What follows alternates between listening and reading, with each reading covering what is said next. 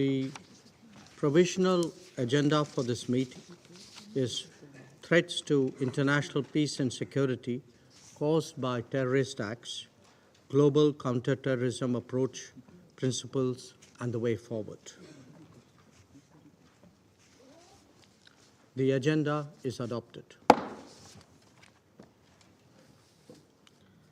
I would like to warmly welcome the distinguished ministers and other high-level representatives. Your presence today underscores the importance of the subject matter under discussion. In accordance with Rule 39 of the Council's Provisional Rules of Procedure, I invite the following briefers to participate in the meeting. Mr. Vladimir Voronkov, Under-Secretary General, United Nations Office of Counterterrorism. Mr. Wei Xiong Chen, Acting Executive Director of the Counterterrorism Executive Directorate. And Ms. Anjali Vijay Kulthe, Nursing Officer at the Kama and Albles Hospital in Mumbai, a survivor of the 26/11 Mumbai terror attacks. It is so decided. The Security Council will now begin its consideration of item 2 of the agenda. I wish to draw the attention of Council members to document S/2022/906, a letter dated 5 December 2022 from the Permanent Representative of India to the United Nations, addressed to the Secretary General, transmitting a concept paper on the item under consideration. I now give the floor to Mr. Vladimir Voronkov. Mr. President, Excellencies, I thank the Republic of India for organizing this briefing during its presidency of the Security Council. The persistent global threat posed by terrorism not only requires this Council's continued attention, but also calls for a renewed collective approach, as laid out in the Secretary General's report on our common agenda. His new agenda for peace will outline a way forward to address converging risks and threats that include not only terrorism, but also armed conflict, a worsening climate emergency, poverty and inequality, the unregulated cyberspace, and not easy recovery from the COVID-19 pandemic. The magnitude and the complexity of today's threats to international peace and security require no less. And in this regard, I reiterate the Secretary General's call for strengthening multilateralism as a matter of necessity, not of choice. Mr. President, Excellencies, despite continuing leadership losses by Al-Qaeda and Daesh, terrorism in general has become more prevalent and more geographically widespread, affecting the lives of millions worldwide. In recent years, terrorist groups such as Daesh, Al-Qaeda, and their affiliates have continued to exploit instability, fragility, and conflict to advance their agendas. This has been the case particularly in the West Africa and the Sahel, where the situation remains urgent as terrorist groups strive to expand their area of operations. The activities of such groups have also contributed to the deteriorating of security situation in other parts of the continent, particularly in Central and Southern Africa. In Afghanistan, the sustained presence of terrorist groups continues to pose serious threats to the region and beyond, as some groups maintain ambitions to conduct external operations. Moreover, it's concerning that the de facto authorities have failed to sever long-standing ties with terrorist groups sheltering in the country despite this Council demands that they do so. Terrorist groups in this and in the other contexts often pursue diverse agendas through different strategies, adapting opportunistically. They do so in part by resorting to illicit financing methods and other criminal activities, posing difficult challenges for coordinated responses by members. Others morph into or grafted themselves onto insurgencies that occupy territory and purport to assume state responsibilities. The manner in which these groups misuse and abuse developments in technological innovation to advance their agendas is also concerning.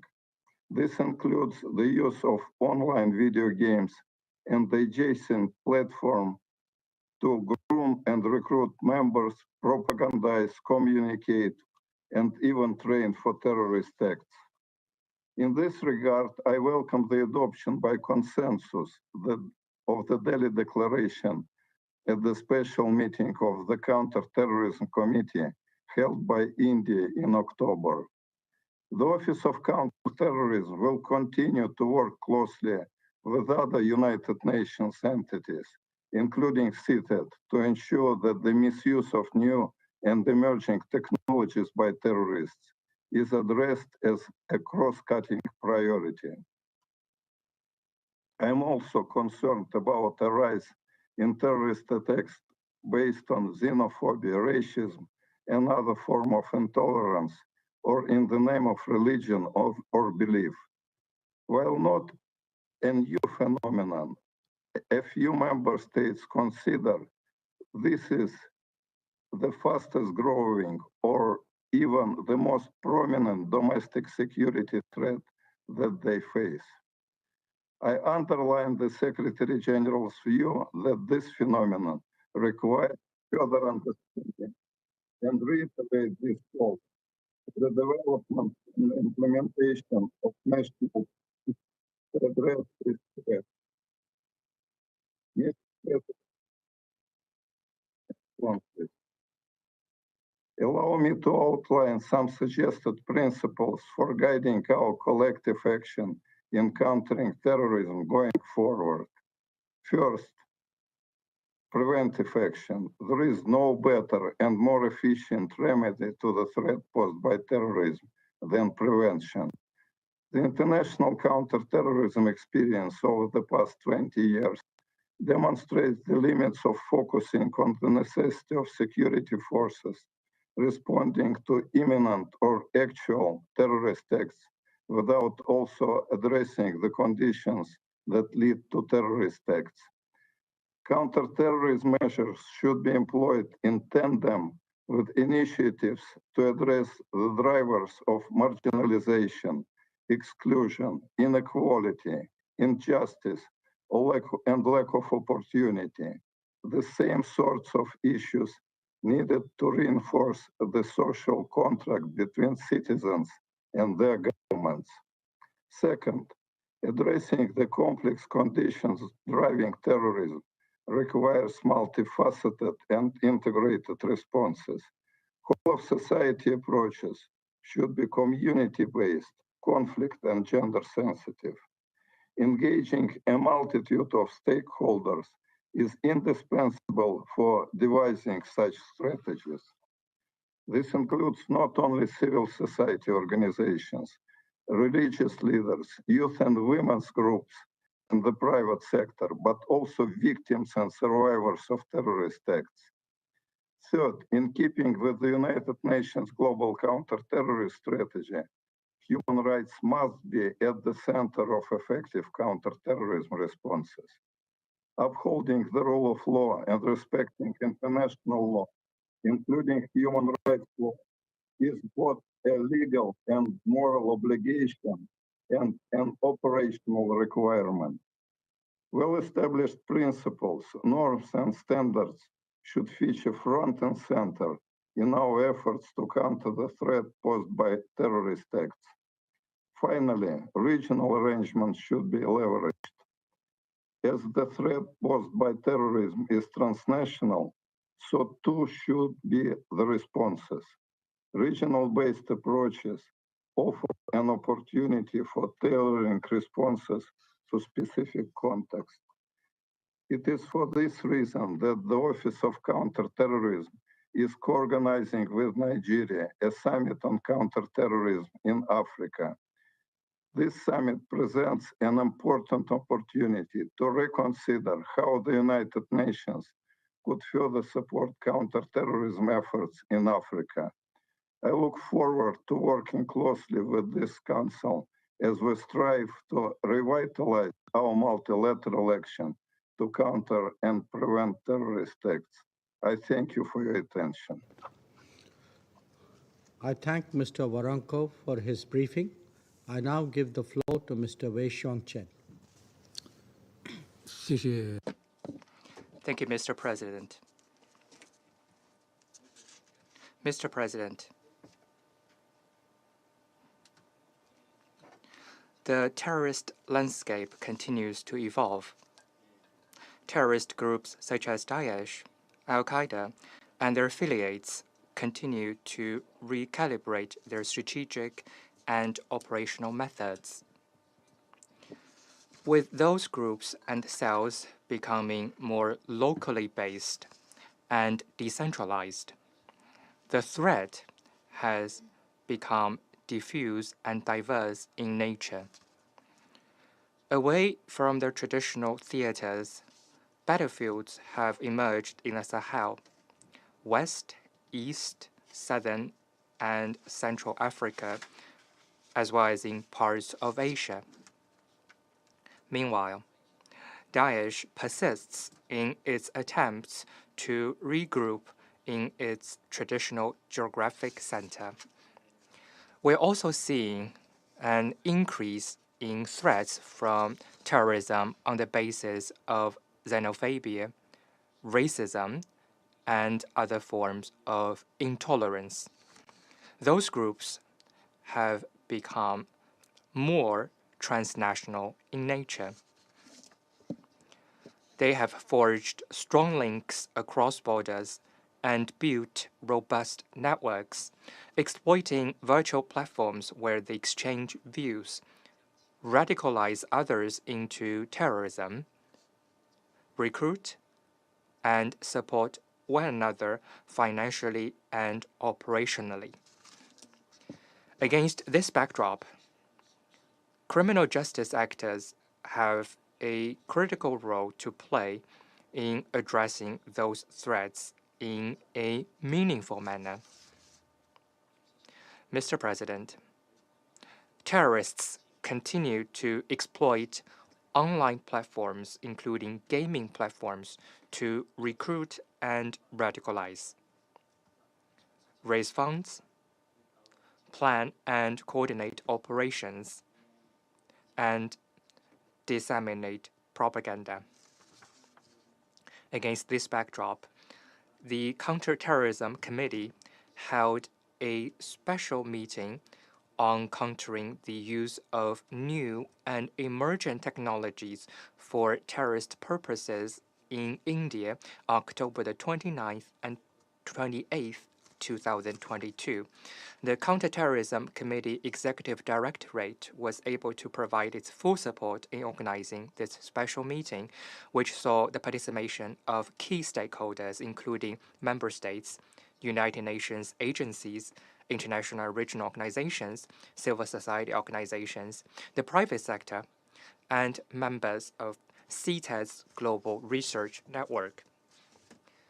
The special meeting focused on three key areas: the Internet, including social media platforms and related online spaces, countering terrorism financing and new payment technologies, and misuse of unmanned aerial systems. The special meeting brought to the forefront overarching considerations of a one UN approach, upholding human rights, the role of civil society, and honoring the victims of terrorism. The committee adopted the Delhi Declaration to reaffirm its commitment to working with member states in achieving full implementation of all relevant Security Council resolutions to address the threats posed by terrorism. CTED will support the Counterterrorism Committee in the development of a set of non-binding guiding principles that are consistent with international human rights law and humanitarian law to assist member states in countering the threat posed by the use of new and emerging technologies for terrorist purposes. To achieve our goals, we must work in an inclusive fashion, involving a broad range of stakeholders and partners. The UN counterterrorism architecture has also provided a useful platform for CTED to collaborate with the United Nations Office of Counterterrorism and other entities of the Global Compact to work together towards our common objective. We also look forward to further collaborating with member states, international regional organizations, civil society, the private sector, and other stakeholders in such endeavors. Thank you, Mr. President. I thank Mr. Chen for his briefing. I now give the floor to Ms. Anjali Vijay Kulthe.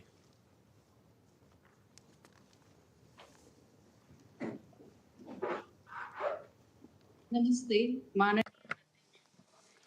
Honorable Chair, Excellencies, Namaste to all of you. I am Anjali Vijay Kulthe from Mumbai, India. I am a staff nurse at the Kama and Albles Hospital in Mumbai. This is one of the earliest hospitals in India, established exclusively for women and children in 1886 with support from private donors. I have been working at this hospital for the last 22 years. I am one of the fortunate ones who survived the terrorist attack on the hospital on the night of 26 November 2008.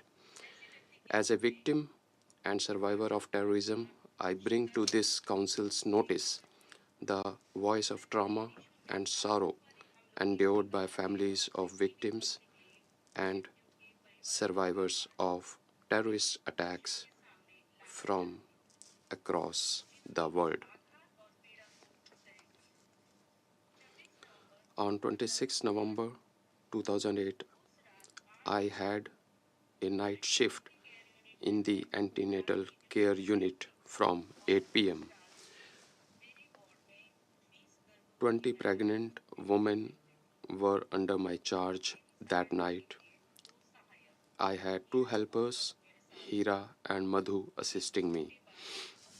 An hour later, we were informed that the city's main railway station, around a mile away from the hospital, has been stormed by terrorists. Our senior officials called and asked us to prepare for an emergency. While we began preparing, we heard gunshots being fired at around 10:30 p.m. from behind the hospital. I and my helpers quickly moved to the window of my ward's bathroom. We noticed that two persons with guns entered the hospital after jumping over the wall. One of them fired at our window.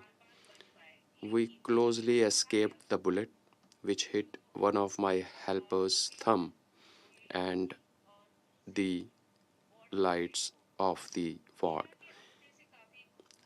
Hira's thumb was profusely bleeding and the room became dark.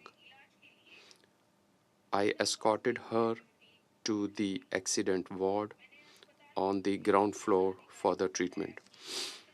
I also informed the chief medical officer of the hospital that terrorists have entered our hospital and are firing. As I rushed towards the ward on first floor, I saw the same two terrorists shooting the two security guards of the hospital. Both the security guards fell on the floor with their bodies heavily bleeding. I was extremely scared I gathered courage and rushed to the first floor. I closed the main iron door and shifted all the patients to the pantry with the help of another staff. I locked the door and switched off the lights so that the shooters could not see the patients. At all costs, I wanted to protect my patients from firing by terrorists. While I was locking the door, I saw two terrorists rushing towards the second floor and being chased by some policemen. We heard firing continuously. We experienced heavy shocks because of explosion of grenades. While we were hiding in the ward, I thought to myself, death is inevitable in this life. Why not die valiantly?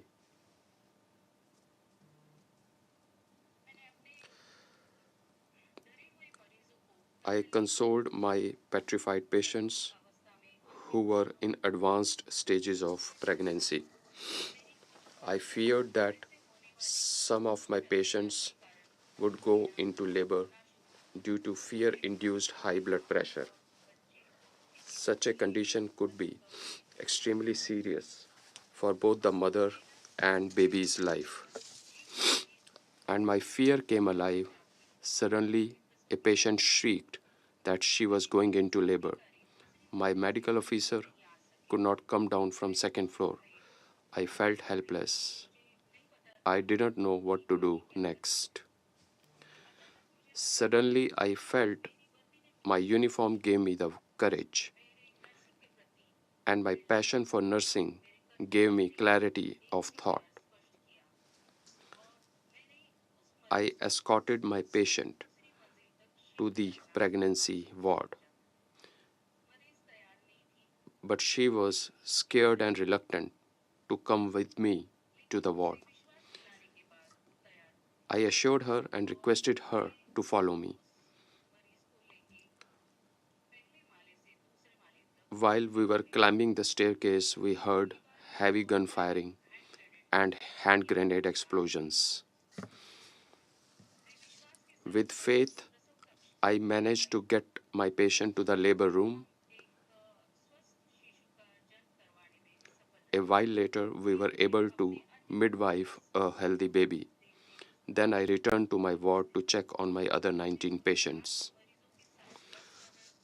We spent the whole night in complete darkness with patients locked up in rooms. We opened the doors next day morning as the police arrived.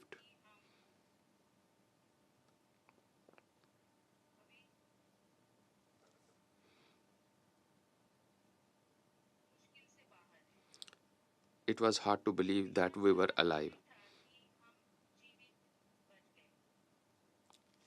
I could not sleep peacefully for several nights and woke up many times in middle of many nights with vivid memories of the terrorist attacks.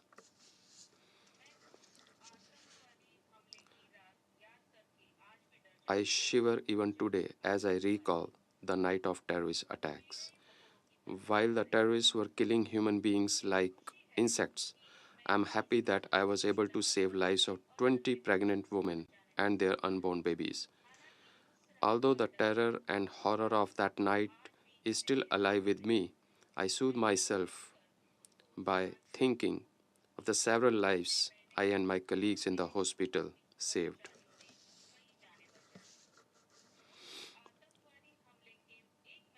One month after this terrorist attack, I was summoned by authorities to identify the lone surviving terrorist, Ajmal Kasab, of these attacks.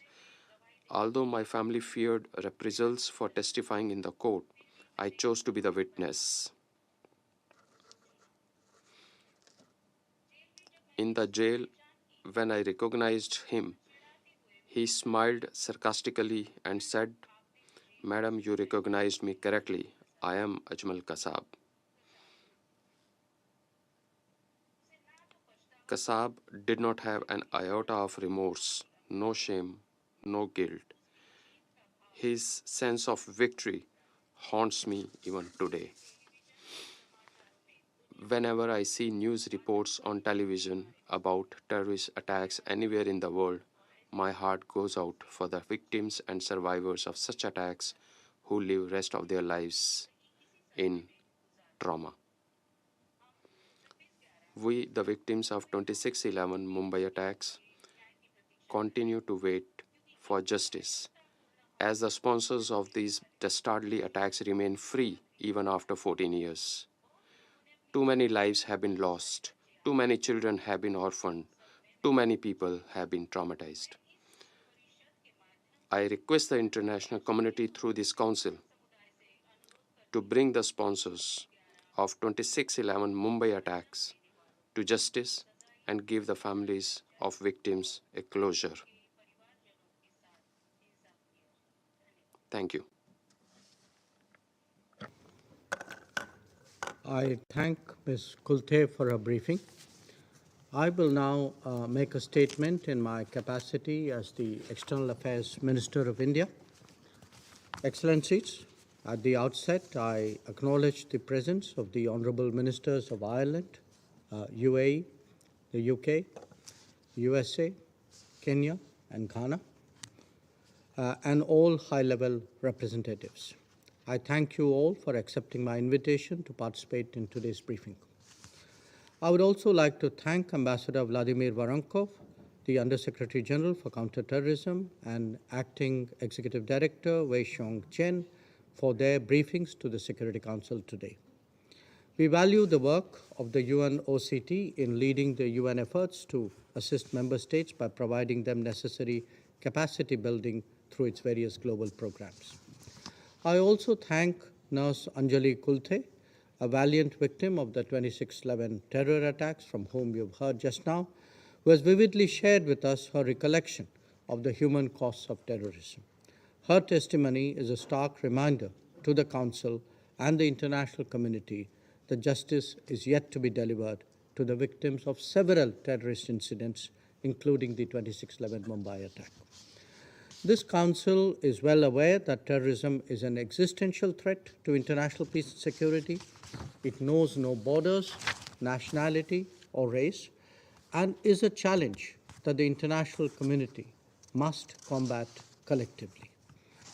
India faced the horrors of cross-border terrorism long before the world took serious note of it.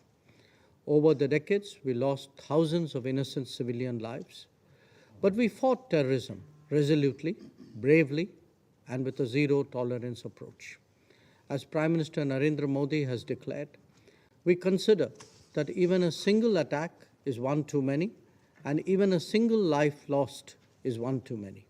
So we will not rest till terrorism is uprooted. Today's briefing is part of India's ongoing efforts in the Security Council to reinvigorate the counter-terrorism agenda.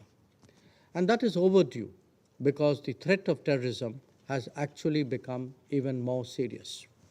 We have seen the expansion of Al-Qaeda, Daesh, Boko Haram, and Al-Shabaab and their affiliates.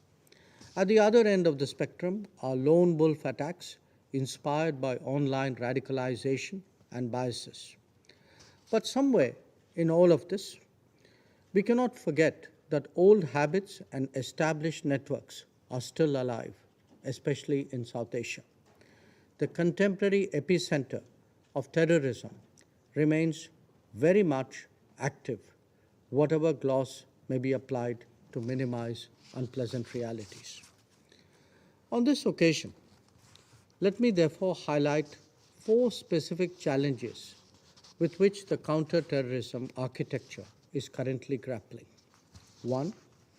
The issue of terror financing and state culpability, whether by commission or omission. The world may no longer be willing to buy the justifications and cover-ups as in the past. Through bitter experience, we know that terror is terror, whatever the explanation. The question now arises as to the responsibilities of the state from whose soil such actions are planned, supported, and perpetrated. 2. ensuring the integrity and accountability of the counter-terror multilateral mechanisms and their working methods.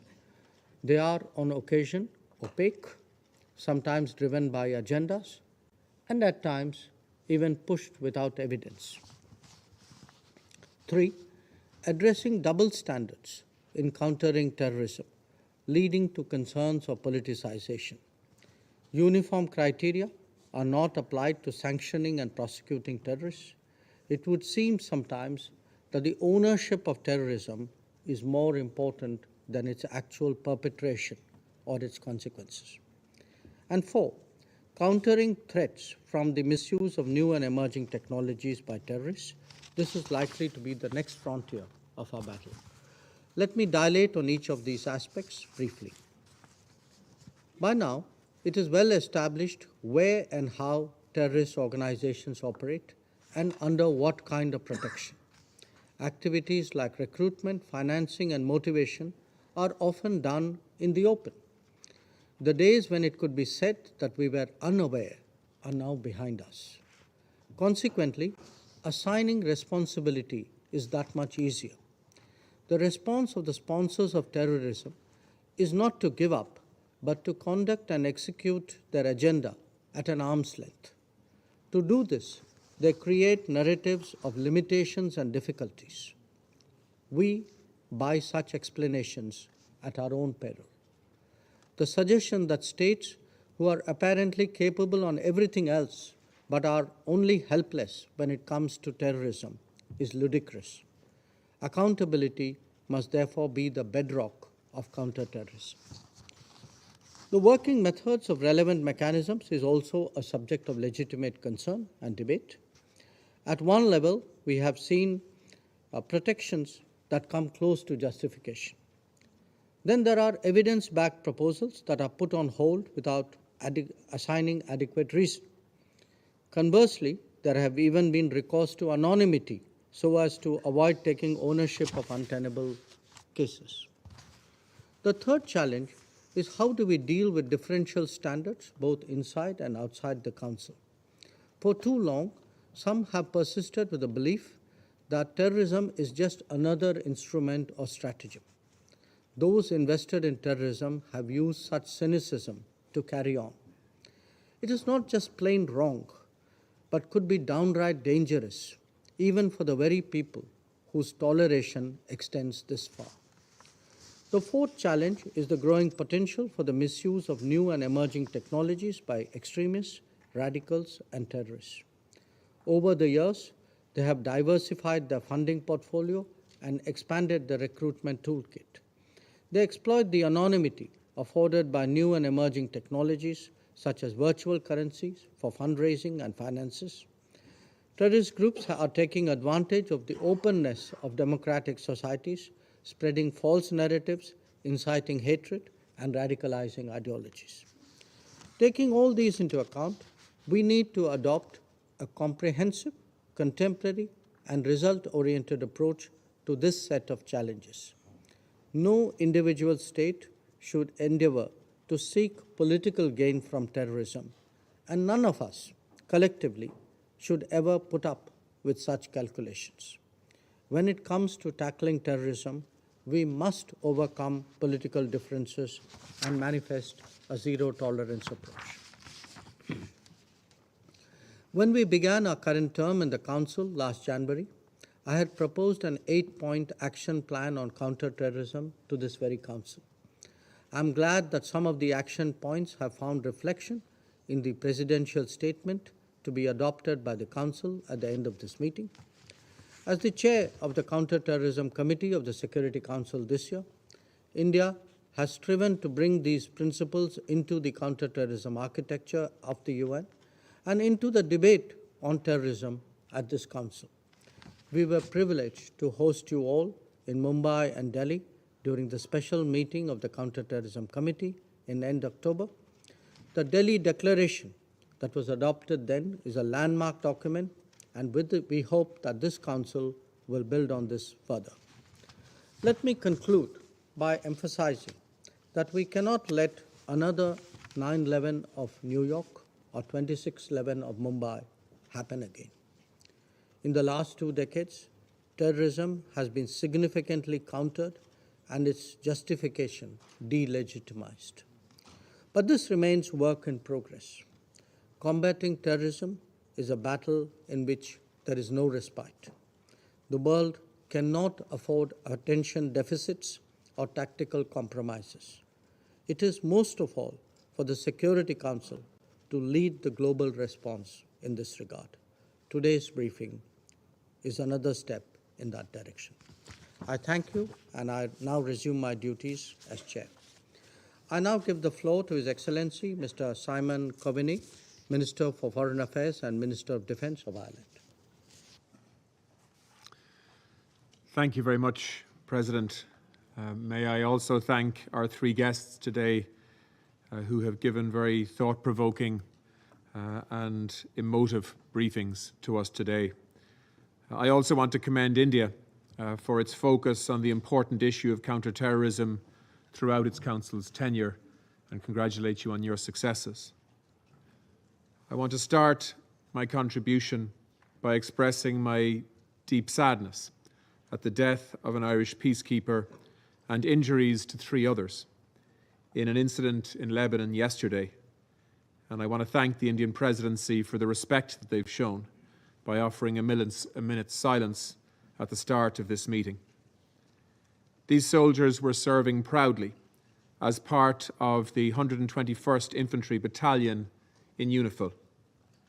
The incident and loss of life is a stark reminder that our peacekeepers serve in dangerous circumstances.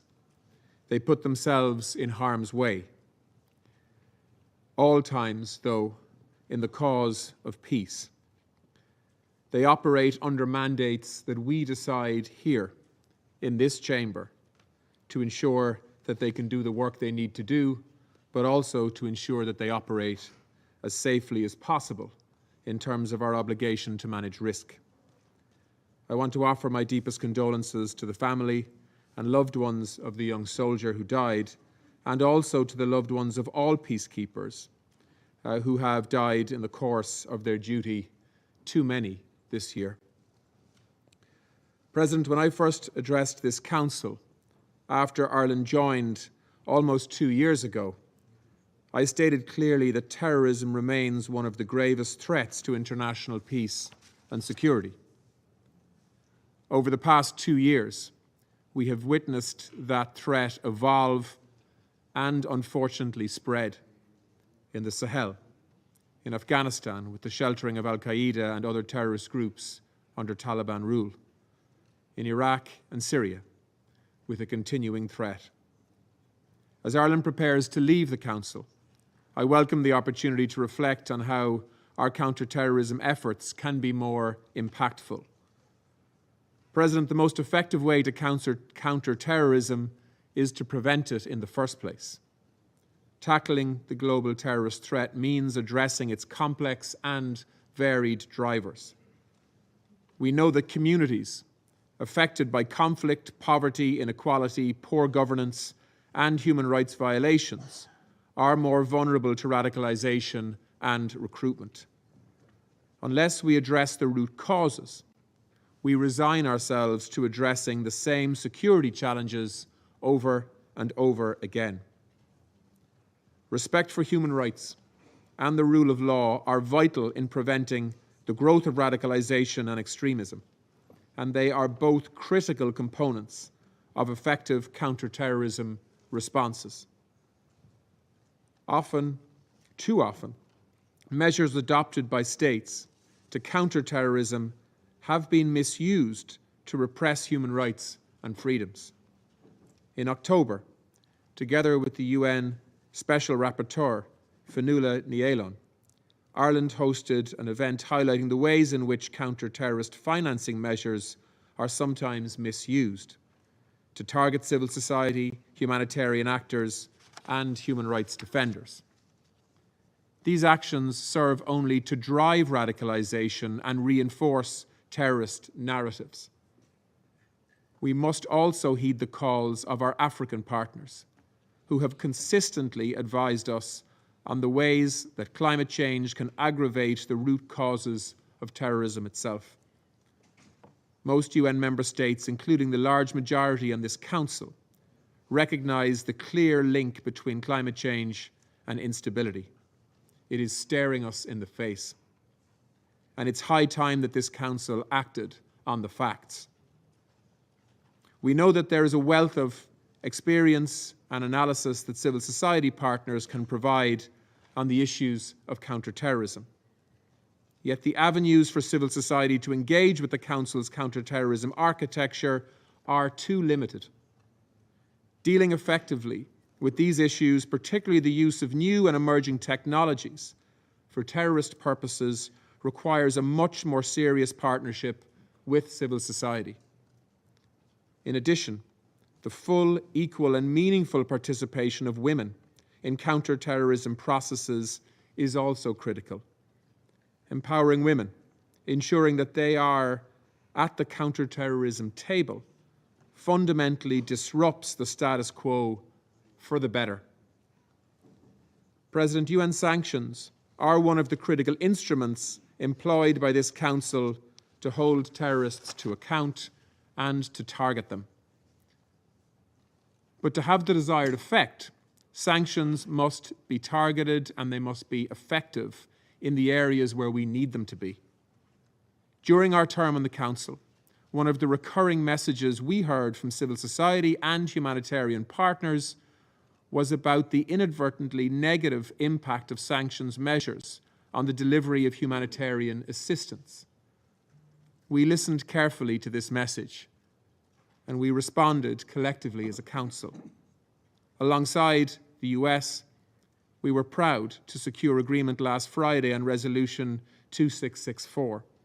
This landmark initiative, providing humanitarian exemptions across all UN sanctions regimes, will help to ensure that aid reaches all populations at risk, particularly in areas where terrorists are active. At a time of unprecedented global challenges, I am heartened that this Council took decisive action and provided a humanitarian lifeline to those experiencing conflict and terrorism. To conclude, if I may, let me offer some short reflections on our 2-year term on this Council. Just last week, we marked the 100th anniversary of the Irish Free State. One of its first actions was to seek membership of the then League of Nations. 100 years on, Ireland is steadfast in our commitment to multilateralism. To sit at this table, elected by the members of the General Assembly, is a great privilege.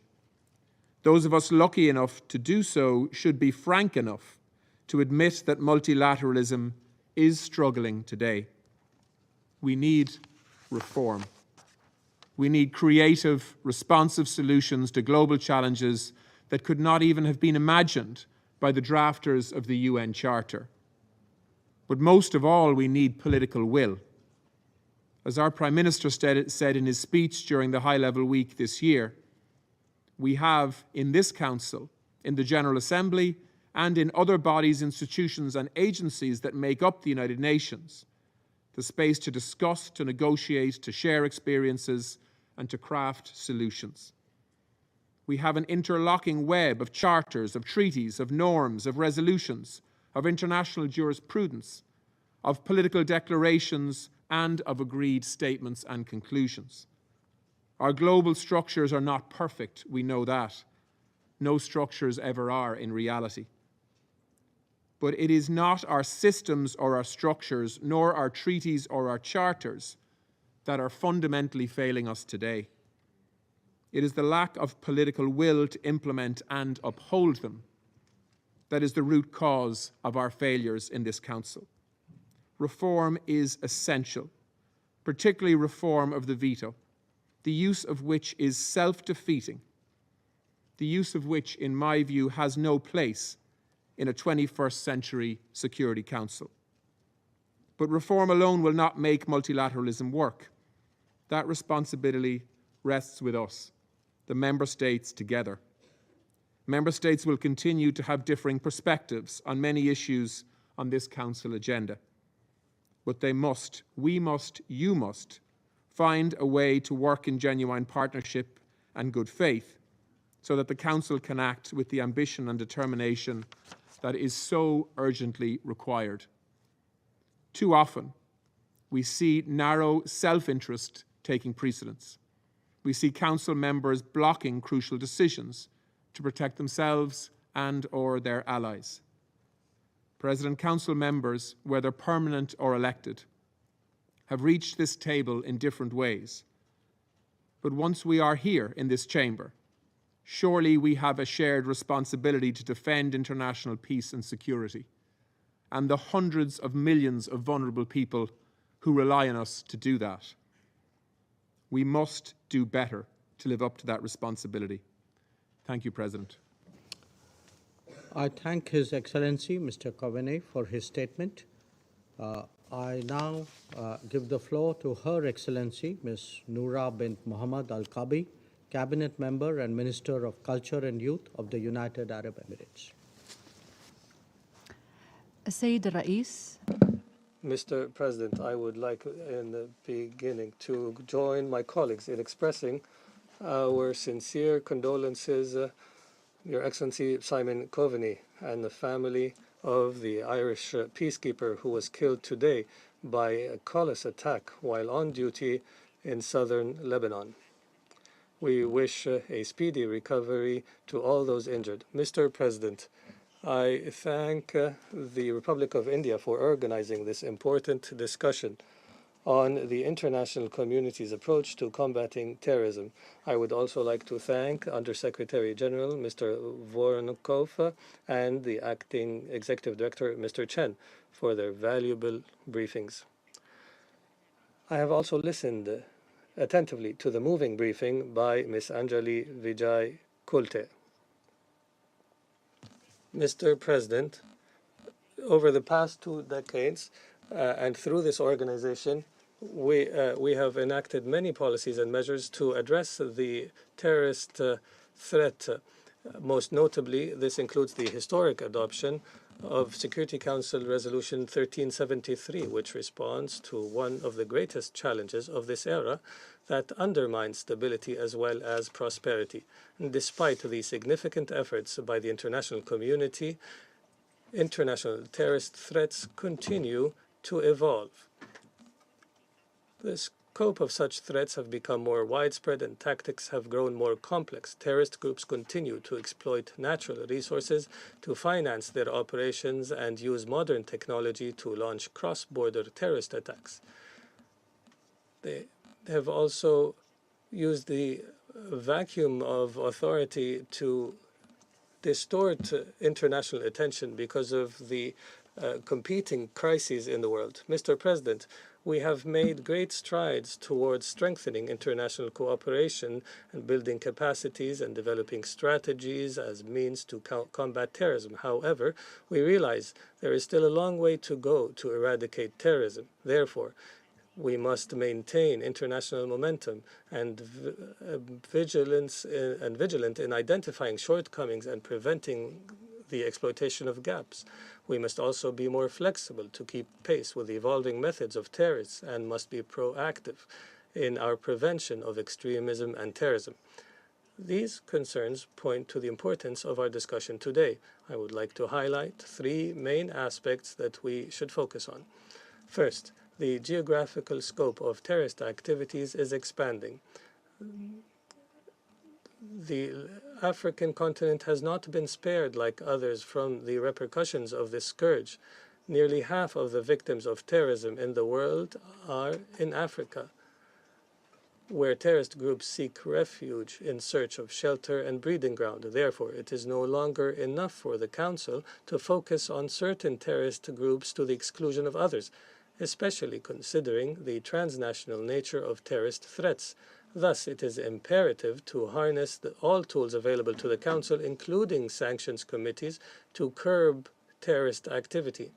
Additionally, regional and local efforts must be supported, and coordination with actors, including women and youth, must be intensified. Second, terrorists use sophisticated means and methods. Terrorist groups have proven their ability to exploit technological advances, including drones and digital currencies. Accordingly, the Delhi Declaration on combating the use of new and emerging technologies for terrorist purposes represents an important step upon which we look forward to bridging gaps and developing solid regulatory frameworks for the participation of governments and the private sector at the local and global level. Third, terrorism in all its forms must be addressed through comprehensive and multilateral strategies that focus on prevention. We will not be able to eradicate terrorism without exposing extremist ideologies that fuel violence and hatred, as well as incite killing and destruction. Therefore, we must insulate our societies from extremism and address its root causes. The UAE has therefore committed to work through a comprehensive framework to counter extremism. This includes rejecting all attempts to distort and exploit Islam by raising awareness that tolerance, peaceful coexistence, and celebrating diversity are inherent values in Islamic culture. The UAE's public and private institutions have launched several initiatives in cooperation with regional and international partners to eliminate extremism in a sustainable manner. One clear example is the Human Fraternity Conference, hosted by the United Arab Emirates. The conference resulted in the signing of the Human Fraternity Document for World Peace and Coexistence by Pope Francis and Grand Imam Sheikh Al-Azhar Sharif Ahmed At-Tayyib to catalyze dialogue on coexistence and brotherhood among people, and to promote these values globally. The 14th of February became the International Day of Human Fraternity, and it represents an annual opportunity to promote the diversity of cultures. The Forum of Religions of the Group of 20, which the UAE is hosting this week, demonstrates the country's vision to create a community of tolerance in the world and peaceful existence and diversity by presenting recommendations of approximately 100 leaders of various religious communities to the leaders of the New Delhi Summit in 2023. In conclusion, Mr. President, the presidential statement that we are adopting today confirms that terrorism remains at the top of the Council's priorities. As chairman of the Counterterrorism Committee next year, the UAE will build on the achievements made during the Indian presidency this month, and we will cooperate with our colleagues to enhance our capacity for implementation and face the global threat, and for all our societies, wherever they may be, to enjoy stability, prosperity, and security. Thank you, Mr. President. I thank Her Excellency, Ms. Al-Kabi, for her statement. I now give the floor to Her Excellency, Ms. Victoria Nuland, Undersecretary for Political Affairs of the United States of America. Thank you, Chairman. First, Minister Coveney, our hearts are with you, the Irish people, the family of your fallen peacekeeper, and with those who are recovering from the vicious attack in Lebanon. Further evidence of the risks that all of our peacekeepers take in support of the missions of this body. I also want to thank Dr. Jaishankar, Permanent Representative Cambodge, and India for this vital session, for your presidency of the Council this month, and for your active engagement and leadership as chair of the Counterterrorism Committee this year. The U.S. Counterterrorism Coordinator was just in New Delhi this week, working on ways to deepen our own partnership further, including against new and emerging threats. I also want to thank our UN briefers, especially Mrs. Anjali, for reminding us that the numbers on terrorism don't show the true story of the pain and the human toll. Mrs. Anjali's story is painful not because it is unique, but because it is not. Last year, the world faced more than 8,000 terrorist incidents across 65 countries, killing more than 23,000 people. Stories like Mrs. Anjali's of families and communities left shattered, stories of unbelievable horror and desperation, but also of heroism like hers. Other recent attacks around the world, the bombing of a police station in Indonesia, the coup attempt in Germany, and hateful incidents here in our own country remind us that no country is safe from this threat, and it cannot be defeated by any of us alone or by any regional bloc. We must all work together. It's incumbent upon us to tackle these issues jointly, from the under and ungoverned spaces susceptible to terrorist control, to the desperate conditions that are conducive to recruitment, to the sources of illicit finance, and to the perverse ideologies spreading online and across borders.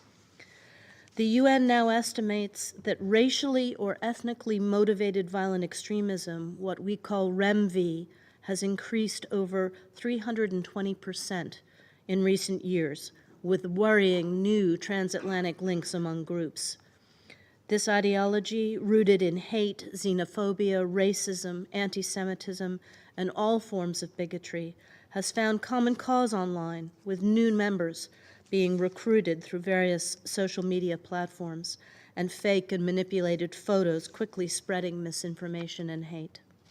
It's therefore critical that we build on our shared capabilities in order to better detect, degrade, and respond to these new threats. That's why we are working with partners now to strengthen domestic law enforcement, judicial capabilities, border security, improve intelligence and information sharing on these threats, and sever key sources of terrorist financing. In May, we launched the Counterterrorism Law Enforcement Forum in Berlin, bringing together law enforcement officials from some 40 countries to build capacity and share best practices. In Indonesia, for example, the United States supports continuous mentorship programs to vetted law enforcement agencies investigating terrorist activity. In Kenya, we work with security and law enforcement to enhance detection and prevention and improve investigations, prosecutions, and ensure we get convictions. And here in September, during the UN General Assembly, at the Global Counterterrorism Forum, I announced a new racially and ethically motivated violent extremism counter toolkit developed jointly by the United States and Norway to provide practical recommendations for countries and communities to recognize and respond to this threat. But while we work on REMV, we also have to not distract from the parallel fight against al-Qaeda and ISIS wherever it is found. Despite our success of the global coalition to defeat ISIS and the decisive strike against al-Qaeda leader Ayman al-Zawahiri in July, the threat is significant. One way the Council can help is by doing more on the current sanctions list to ensure it accurately reflects realities on the ground. UN sanctions are an essential tool in our counterterrorism toolkit. The Council should support listing all ISIS and al-Qaeda affiliates as well as their leaders and key supporters so that they face global asset freezes, travel bans, and arms embargoes. Unfortunately, the 1267 and 751 committees have only agreed to designate one entity and one individual this year. An array of holds due to unrelated political fights stand in the way of new listings. This political obstructionism fundamentally undermines the committee's mandate to prevent and deter threats to international peace and security and weakens the impact of the UN sanctions regime. We've been pleased to co-nominate several listings with India on ISIS and al-Qaeda, and we hope that the 1267 committee will move forward with these and other new nominations. The Council took strong steps last week to adopt Resolution 2664 to help ensure that reputable, impartial humanitarian actors are able to do their life-saving work even in areas where terrorists operate or control territory. This is going to ensure that those in need get the help they need and that they're not left simply at the mercy of the terrorists. We simply can't afford to leave these civilians exposed to the predations of malign actors who fail to meet their basic needs and often steal from them and destroy their property and take their lives. We are very grateful for the efforts of humanitarian organizations to advocate for this resolution and to ensure that they can help vulnerable populations. It's also critical that counterterrorism campaigns not be used as a pretext for member states to violate fundamental freedoms themselves. And it's concerning that some member states seek to undermine the advances on gender, civil society, and human rights made in Security Council resolutions and the global counterterrorism strategy. We've seen time and again that counterterrorism cannot succeed through sheer force and hard security measures alone. As I was reminded during my recent travels to Burkina Faso, Mali, Mauritania, and Niger, to be truly effective, as many have said, counterterrorism needs to be nested in a whole-of-government, whole-of-society effort. We have to nurture good governance, respect for human rights, access to education, healthcare, and economic opportunity. We have to support governments and their ability to deliver for their citizens. That is key to breaking the cycle of violent extremism. As I saw in Niger, we, the United States, can support security forces. That's important, and it's paramount for slowing terrorist activities, but it's not enough in a country where half of the students are not in school. As Nigerian President Bazoum himself says, this kind of lack of education is a driver of the next generation of insecurity and terrorism. We must ensure that women and girls have safe access to education, to healthcare, and to economic opportunity, and that their communities and their countries are more stable and more prosperous. That's why we are focused on implementing the current robust global counterterrorist framework focused on a whole-of-society approach. I also have to register the United States' deep concern over the untenable situation in northeast Syria, in the detention centers where the single largest group of terrorists anywhere in the world currently resides, and also the Al-Hol displaced persons camp with over 50,000 associated women and children. With approximately 10,000 foreign fighters in detention in northeast Syria, ISIS will seek to exploit regional instability to continue to pursue its Break the Walls campaign, freeing prisoners and replenishing its ranks. That's why we are working with all of you to spearhead an urgent effort to improve security coordination and encourage countries to repatriate, rehabilitate, reintegrate, and where appropriate, prosecute their nationals who participate in violent extremism. As part of this approach, our Department of Defense is working to construct a new all-purpose detention facility in neighboring Rum-Meilon that will be managed by the Syrian Democratic Forces to securely and more humanely accommodate detainees. Finally, I would want to just note that I came from Washington yesterday evening, where we are hosting 49 African heads of state gathered for a U.S. African Leaders Summit. Over the past few days, we've engaged in meaningful efforts to advance shared peace and security, spur economic growth, revitalize democracy, improve health infrastructure, and overcome global food and energy insecurity, and tackle the climate crisis, priorities that everyone around this table shares. But all of these shared goals are put at risk by the pervasive threat of terrorism, and the inverse is also true. If we can make progress against these goals, we drain the swamp where terrorism lives and thrives. So as we look collectively to overcome the cumulative destabilizing impact of COVID, climate shocks, armed conflict, including Russia's brutal war on Ukraine, we cannot afford to fail here. Next year, the General Assembly will review the global counterterrorism strategy, and we urge the international community to unite to address the scourge of terrorism, because, as Mrs. Anjali has reminded us in painful detail, the consequences of failure must not be acceptable to any of us. Thank you. I thank Her Excellency, Ms. Newland, for her statement.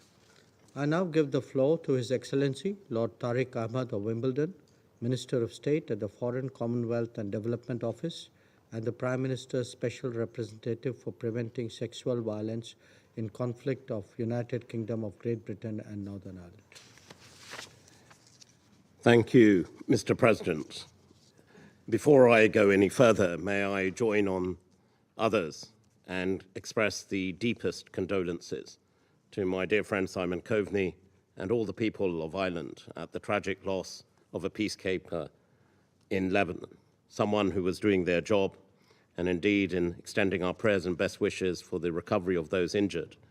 Once again, I join with him in our strong solidarity for those who represent this organization on the world stage in some of the most difficult places in the world, and ultimately, as we've seen tragically, pay with their lives. We pay tribute to their bravery and courage, and our prayers and best wishes go for the quick recovery of those injured. Mr. President, may I firstly thank you. It's a great pleasure to join this Security Council meeting under your stewardship, and I pay tribute to India over its stewardship and contributions to this Security Council, particularly on this issue of counterterrorism during its tenure on the Security Council. And the government of India deserves immense credit for the focus they have brought on the issue of counterterrorism and also what lies beneath and what drives terrorism, which is a perverse ideology of counter and of extremism, and we need to work together to counter this. I join also in thanking our three briefers, Mr. Volonkov, who I know well. I'm sorry we're not seeing each other in person today, Mr. Chen, and of course the inspiring testimony, bravery and courage we heard from Anjali Vijay Kulta. Anjali ji, आपकी वराता और बहादुरी आतंकवादियों के खिलाफ के लिए हम सबका हमारी तरफ से बहुत-बहुत धन्यवाद. The meetings that India has led, particularly the excellent counterterrorism committee meetings in Mumbai and New Delhi, I was delighted that my dear friend, the Foreign Secretary, was able to join, and it set out our strong position of working together with India and indeed all international partners as we work together to counter the global threat of international terrorism. It is a threat, colleagues and friends, that is ever evolving. It is a threat that is becoming ever more complex, and it requires collective and comprehensive solutions and responses. Terrorist groups, including in Al-Qaeda, who operate today in Afghanistan and beyond, the Daesh affiliates, Boko Haram, Al-Shabaab, to name but two, who are continuing to work across different parts of the world and inflict human suffering to innocent lives, innocent people, destroying communities around the world. But we also need to recognize and be cognizant to the fact that these terrorist organizations are increasingly employing new methods of radicalization, the drivers of terrorism, and evolving tactics. They use innovative ways of technology. Even in the United Kingdom, we continue to face this challenge. Young minds being corrupted, the circumvention of the front door as technology is used as a tool to radicalize young men and women. And these evolving tactics require a response from ourselves as well to ensure that we counter this abhorrent ideology. We must also make effective use of our sanctions regimes to prevent terrorists from acquiring weapons and financing. We must adapt and evolve our own counterterrorism efforts, prevent terrorist exploitation of emerging technologies, and indeed of vulnerable communities. Radicalization takes place through innovative technology means. We need to ensure we counter it through similar measures. And as we tackle terrorism, we must be vigilant and uphold three important principles. Firstly, we urge all colleagues, friends, member states to address the real drivers of terrorism and violent extremism using a whole-of-society approach. We must work with communities, with faith leaders, to address and eradicate the perverse ideologies which are used to drive these abhorrent crimes of terrorism. The United Kingdom is working with our partners to understand how the UN can better incorporate civil society perspectives into its work. Secondly, our policy and programming should understand and address the gender dynamics of terrorism. We know that terrorists and violent extremists are perpetrators of sexual violence. 2 weeks ago, I had the honor to host, on behalf of the United Kingdom, an international conference on preventing sexual violence in conflict and to strengthen our collective global response. I was honored to host, amongst others, Nobel Peace Laureate Nadia Murad and many other survivors of sexual violence who spoke about the need for governments to do more to end these atrocities. And there is also an important solution. In hearing Anjali Ji today and her bravery and courage, we need to ensure those who survive, those who experience the scourge of terrorism, that we work with them hand in glove to ensure they inform our policies and what we can also do in working together to eradicate extremist ideology. We also, and I join with the Foreign Minister of Ireland, to call upon why is it in 2022 we are having this conversation of involving more women. It seems almost illogical that women today have to be subject to debates of conversation so they're involved in the main table, not in some side room to find solutions. We need to address this and address this now.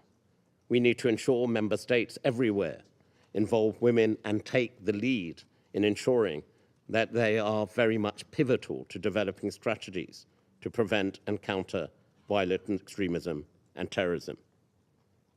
Those strategies must address activity that specifically target women, indeed as potential perpetrators, victims, and influencers in their communities. And thirdly, I just wanted to touch on the importance of human rights in our responses. As the Security Council, we have an obligation under international law to protect and promote human rights. Therefore, states must act within the bounds of such law when countering terrorism. Otherwise, we undermine the very rights and freedoms that the UN was established to promote. To conclude, Mr. President, this Council has a vital and important role in tackling the scourge of terrorism, which tragically continues to destroy innocent lives around the world today. And to those lives lost as we remembered them at the start of this meeting, we owe it to act together and act now. Thank you, Mr. President. I thank His Excellency Lord Ahmed for his statement. I now give the floor to His Excellency Dr. Ibrahim Korir Singoy, Principal Secretary of Foreign Affairs of Kenya. Thank you very much, Mr. President. At the very onset, I should like to convey Kenya's condolences to His Excellency Simon Coveney and to the Republic of Ireland on the unfortunate killing of their peacekeeper on mission in Lebanon. This underscores the need to work together to ensure the protection of all peacekeepers as they carry out their very critical mandate. I wish to congratulate Your Excellency, Dr. Jaishankar, for convening this important event. I commend India's stewardship of the Security Council Counterterrorism Committee for the last 12 months. The historic adoption of the Committee of the Delhi Declaration on Countering the Use of New Emerging Technologies for Terrorist Purposes this October reflects this leadership. I also thank Mr. Vladimir Voronkov and Mr. Shen Wegziongs for their briefings. Madam Anjali Vijay Kulte, your story as a survivor of terrorism is one of courage and resilience. You are an inspiration to many around the world who've suffered from these heinous acts. Mr. President, terrorism and violent extremism constitute grave threats to international peace and security.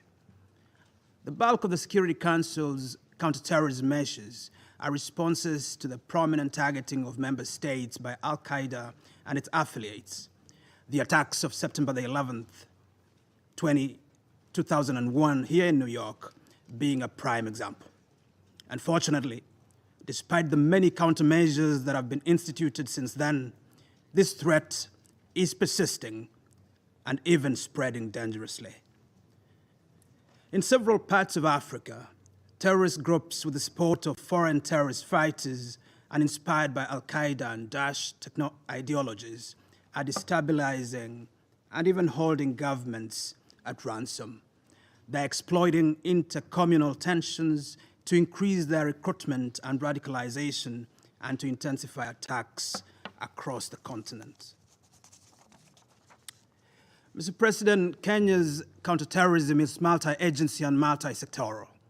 The lessons we've learned in building it may serve as useful examples to others. In the last 5 years, we've developed some of the most advanced disengagement and reintegration capabilities in the world. Operational decision-making is undertaken from the national to the local level and includes multiple security and non-security institutions. The intelligence, criminal justice, and administrative government structures work hand in hand. Every one of Kenya's 47 subnational counties has developed prevention strategies, and there are different stages of implementation. Equally, civil society is involved, reflecting the Kenyan people's commitment to this national priority to prevent and defeat terrorists. Over time, this has contributed to a marked reduction in the number of attacks and critically has blocked off any public legitimacy in any section of our citizenry for terrorist groups. With this example in mind and bearing in mind the need for a unified front to ensure effective and sustained counterterrorism, I wish to make 5 recommendations. First, counterterrorism against Al-Qaeda and ISIS groups should never cede ground to their extreme political demands and should offer no path to legitimacy. Too much counterterrorism is too kinetic and narrowly technical. It misses the essentially political, social, and even cultural dimensions of the threat.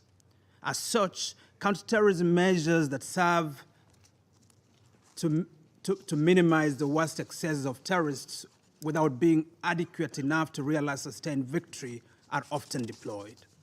The United Nations and states must add political, economic, and social tools to their counterterrorism efforts. They must also make it clear that terrorism will not offer a path to political legitimacy or power to terrorist groups or militants who employ this form of violence. Campaigns to negotiate with Al-Qaeda and ISIS-affiliated militant groups should differentiate between factions that are willing and able to renounce transnational terrorism and aims opposed to the United Nations Charter and its articulation in national constitutional and legal regimes. Second, counterterrorism must be linked to broader state and civil efforts to deal with its root causes. Political exclusion and marginalization, lack of economic opportunities, weak governance, persistent armed conflicts, and serious historical grievances create conditions for militancy that escalate into terrorism.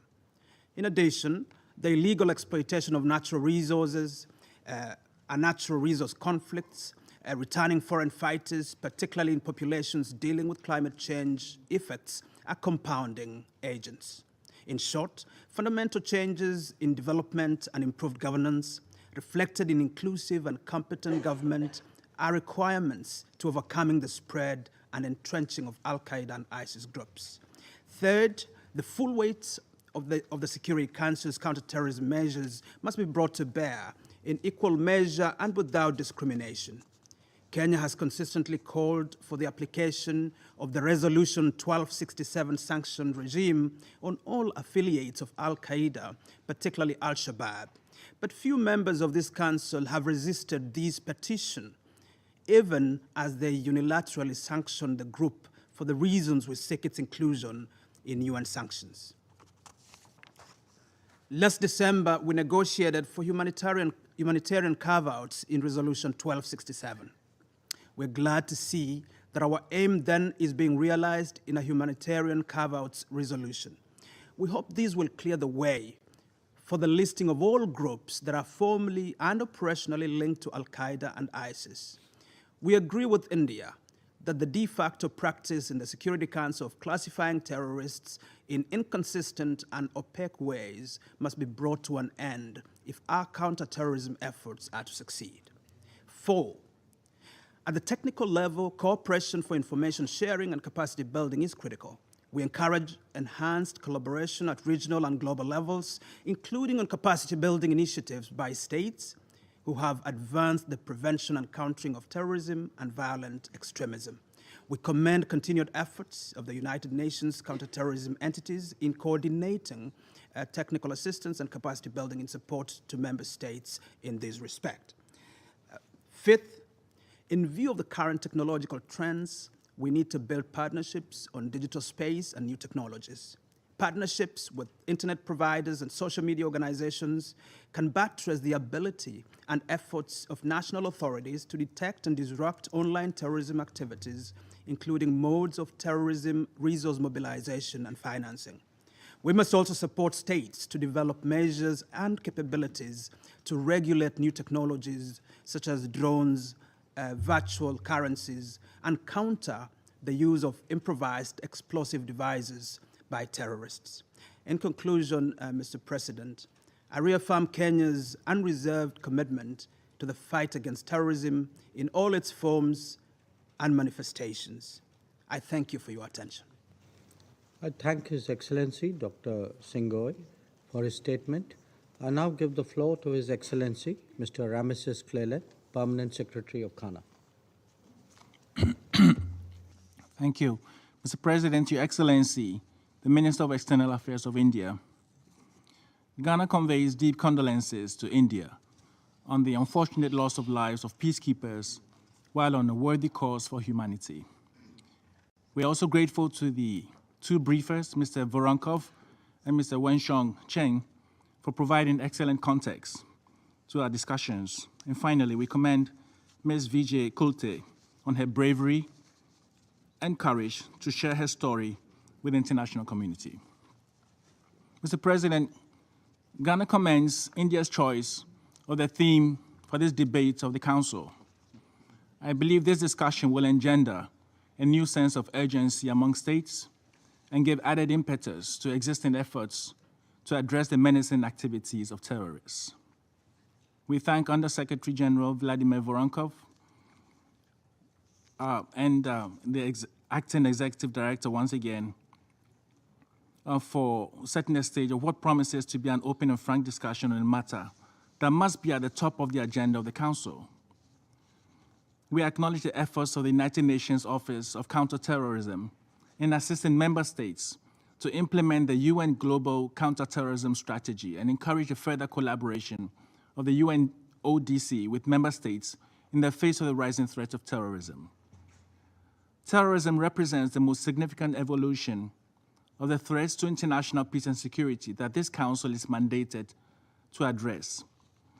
It represents a huge burden on our fragile society or security architecture as it converges with existing security threats to expose weaknesses in national, regional, and global mechanisms to protect our people. And it affects nations, regions, and our international community in profound ways, setting back our progress as a civilization.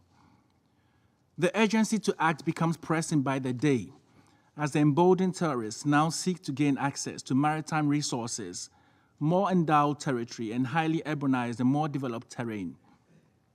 The nature and gravity of the threat to international peace and security and to international commerce and investments needs no further elaboration. And it strikes at the heart of our efforts to achieve the 2030 Agenda for Sustainable Development, as the attacks compound the developmental challenges facing communities worst affected by terrorism. In order to respond to the daunting challenges terrorism and violent extremism pose, our collective response must match the gravity of the threat to all our countries. The transnational character of terrorism provides justification for us to be global in our approach and coordinated in our actions.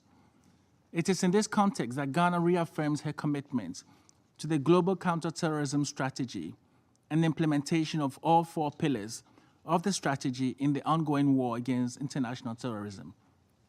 We will continue to work with all member states in this regard. Mr. President, against that backdrop, I wish to highlight 4 key points.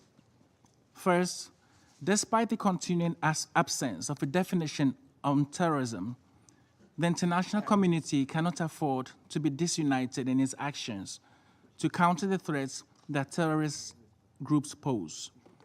We believe that to successfully detect, disrupt, and deter terrorist acts, there is a need for a shared view, common understanding, and equal commitment to executing the counterterrorism frameworks, particularly through proactive national initiatives and improved international collaboration. Such a goal requires the Council and the wider international community to adopt a zero excuse and zero tolerance policy when it comes to the treatment of terrorist groups. There should be no differentiation between terrorist groups, as differential treatment would only undermine efforts to combat terrorism in a disproportionately affected by conflicts. They hold unique perspectives that may help improve the response to the underlying drivers of terrorism and violent extremism. Fourthly, terrorist groups engage in illicit trade in natural resources, raise revenue from illegal taxes imposed in territories they control, and use the dark web to raise and move funding. Our aim must be to dry up these sources of funding for their nefarious activities. To do so, countries affected by terrorists and their networks must be adequately supported with the funding needed to undertake operations to monitor the movement of money in and out of their borders and to regain control of the territories controlled by terrorists.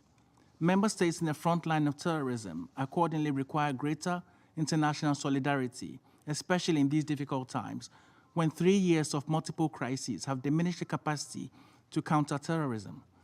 We equally encourage enhanced budgetary support for UNOCT and call for sustained funding for the implementation of the global counterterrorism strategy. Mr. President, before concluding, let me share briefly some elements of Ghana's implementation of the strategy with a strong focus on prevention as the primary objective that needs to be pursued in addressing terrorism. Ghana has adopted a whole-of-society approach by involving the private sector and civil society organizations in addressing the underlying motivations for terrorism, while also taking a gender-sensitive approach to combating terrorism. This is helping to reduce the vulnerability of youth groups to radicalization and recruitment through the opening of further opportunities for them to fulfill their legitimate aspirations. We have also undertaken a wide array of measures for institutional development and to safeguard vulnerable communities, critical national infrastructure, mobility corridors, and public spaces and cyberspace corresponding to the second pillar of the strategy. Within the context of the third pillar of the global counterterrorism strategy, we continue to cooperate with ECOWAS, the African Union, and the United Nations, and believe in strong partnerships for regional-led counter-insurgency operations, as well as cross-regional intelligence sharing to halt the cross-border collaboration by terrorist groups.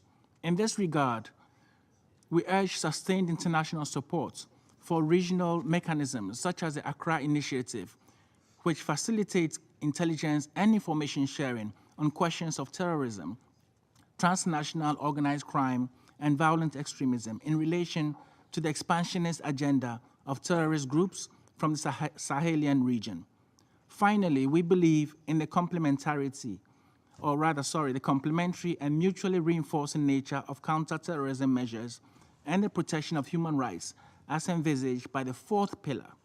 In our National Strategy for Prevention and Suppression of Terrorism, special attention has been placed on the protection of human rights, and any measures taken to combat terrorism fully comply with our national constitution, which has some of the highest standards of human rights, as well as with our obligations on international law, in particular, human rights law, refugee law, and international humanitarian law. Mr. President, let me conclude by reiterating Ghana's commitment to working with all member states in the efforts to prevent and eliminate terrorism in all its forms and manifestations. Although much work remains, our determination to overcome our differences is what would ultimately yield the desired outcomes. We therefore look forward to the discussions on the implementation of the counterterrorism strategy next year. I thank you for your attention.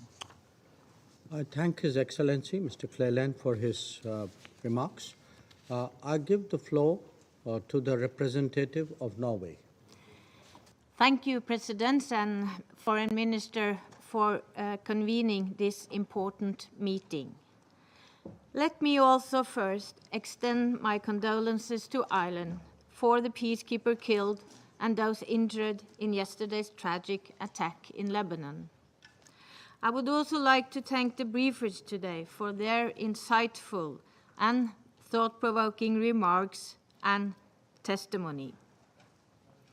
2 decades ago, during Norway's previous term on this council, the September 11 attack shocked the world and triggered a profound shift in global security policy, one that recognized international terrorism as a global threat. Since then, the multilateral counterterrorism architecture has grown at a rapid pace and now forms a key part of the broader peace and security agenda. This, therefore, is an opportune moment to take stock of these efforts and consider both their strengths and deficiencies as we reflect on the way forward. President, there is no doubt that notable success has been achieved. Al-Qaeda is severely degraded and no longer capable of conducting complex attacks on the scale of 9/11. ISIL has been territorially defeated in its core area, and according to the latest Global Terrorism Index, global deaths from terrorism are nearly 60% below their peak in 2014. Yet, we have also witnessed more troubling trends emerging. Africa is now the continent most affected by terrorism. ISIL and Al-Qaeda affiliates have strategically exploited armed conflict, weak governance, and local grievances to radicalize and recruit. In many other parts of the world, right-wing extremism is on the rise, and new and emerging technologies are increasingly susceptible to misuse for terrorist purposes. Moreover, in some contexts, counterterrorism measures have had grave implications of human rights. Over the past 2 decades, in the absence of an internationally agreed definition of terrorism, some governments have deployed counterterrorism measures which violate a broad range of rights. And sometimes they are used to target political opposition, thereby shrinking civic space. Some counterterrorism measures have also had unintended negative consequences for humanitarian action, affecting vulnerable people's access to much-needed humanitarian assistance and protection.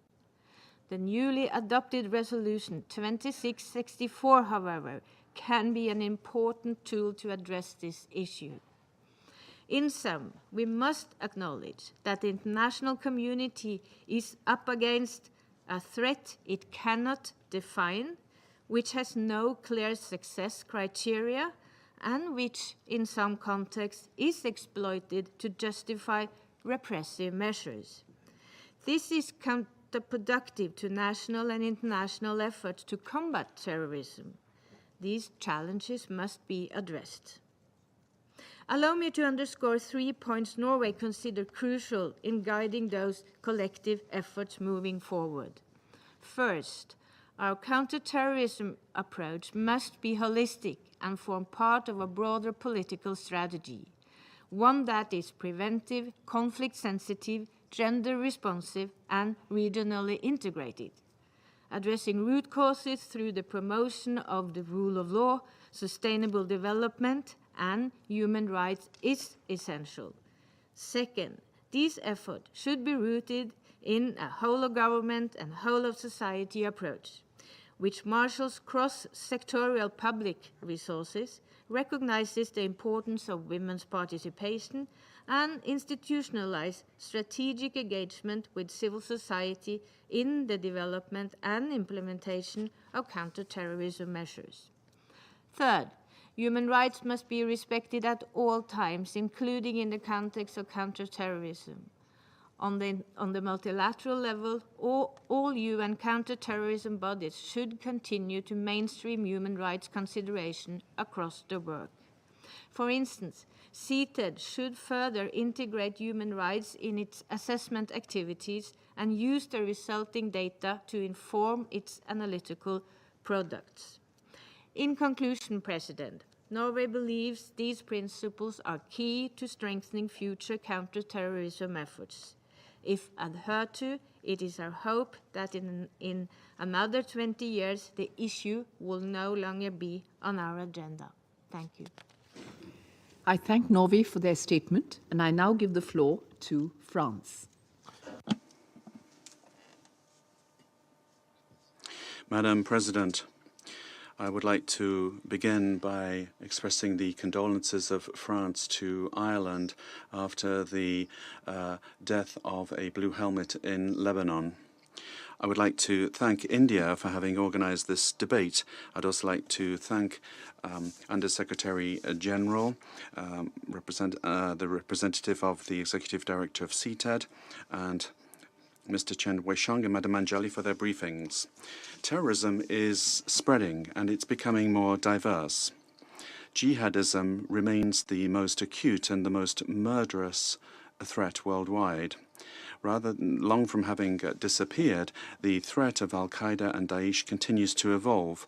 Present in the Sahel, these groups are spreading in the direction of the Gulf of Guinea to Central and Southern Africa, as well as in the Horn of Africa. In the Levant, the territorial defeat of Daesh should not mean that we let down our guard. The seizure of power by the Taliban and recent developments confirm the fears with regard to the possibility that once again these terrorist groups might find a safe haven in Afghanistan. The pandemic has also underscored the vulnerability of our societies in the face of new and emerging forms of terrorism, such as terrorism which is politically and ideologically motivated.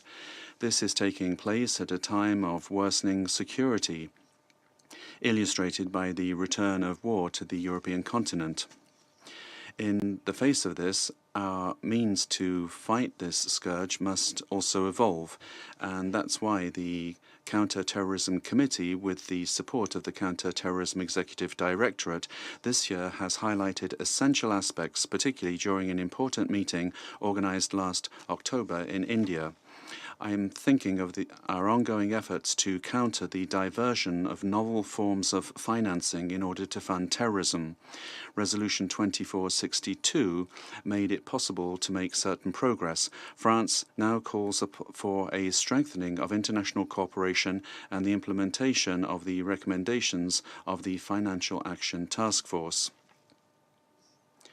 We must also step up our fight against misuse of the internet.